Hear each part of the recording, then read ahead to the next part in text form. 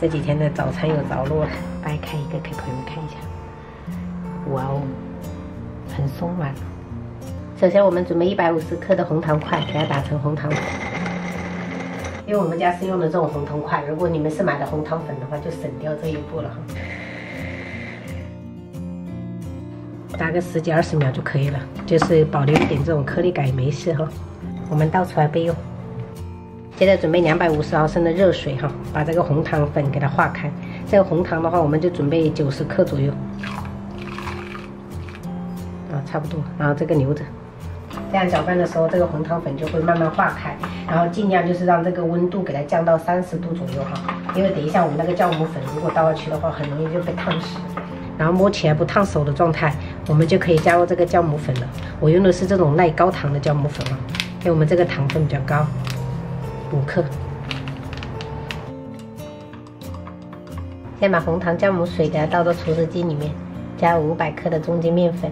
我们给它搅打吃光滑的面团。没有除湿机的话，就交给除湿机，大概需要8、9分钟。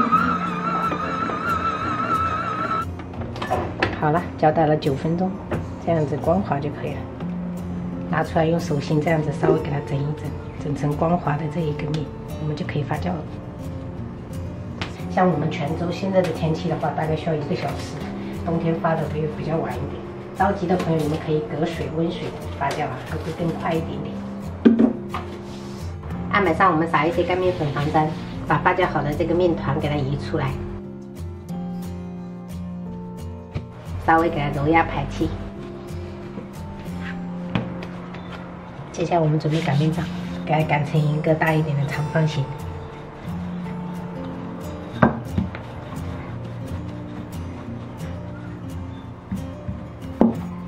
这种大小就可以了。然后刚才我们剩下的一些那种红糖粉啊，给它撒在中间。接着我们就从上面给它卷起来，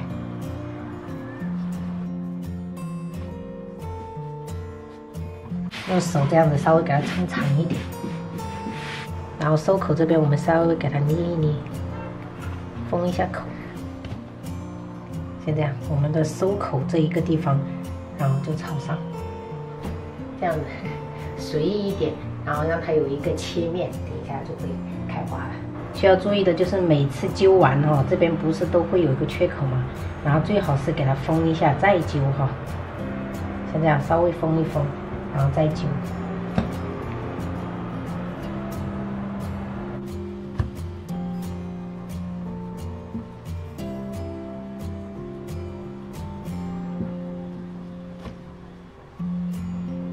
先给它摆这蒸屉上，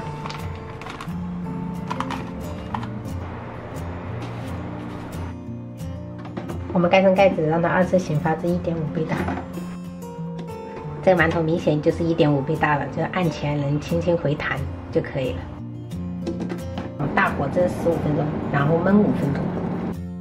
透进去看好像是没有开花呀，感觉会不会是这种电炖的没有那种明火来的火力强啊？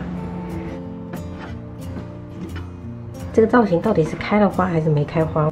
懂面食的朋友可以帮忙解答一下。我这种蒸法是的有成功吗？感觉就是如果用蒸锅蒸的话，它开的会更漂亮，松松软软的，有点烫，但就是开的花不够满意。掰开一个给朋友们看一下，哇哦，很松软。同样的比例，锅气不够。哦，也有可能。好吃吗？嗯。松松软软，热的时候真的是好吃。你吹，嘿嘿嘿，来一人一半。谢谢妈妈。不客气。红糖馒头。啊，我就这样保温着哈。今天冷不冷？不冷。不冷。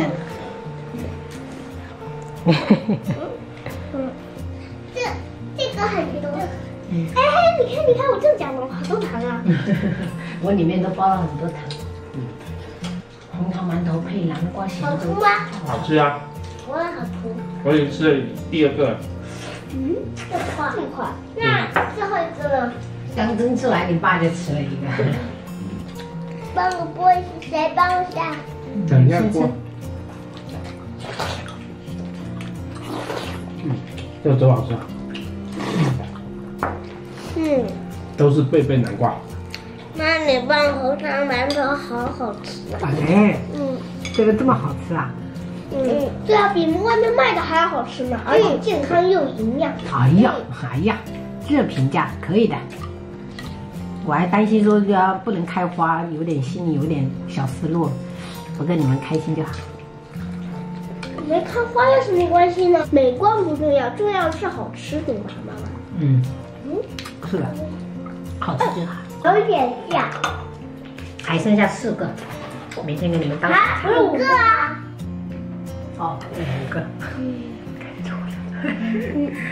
好，谢谢。这还有个虾，这个不用了吧？哦，这是谁？还有一个，谁呀？我。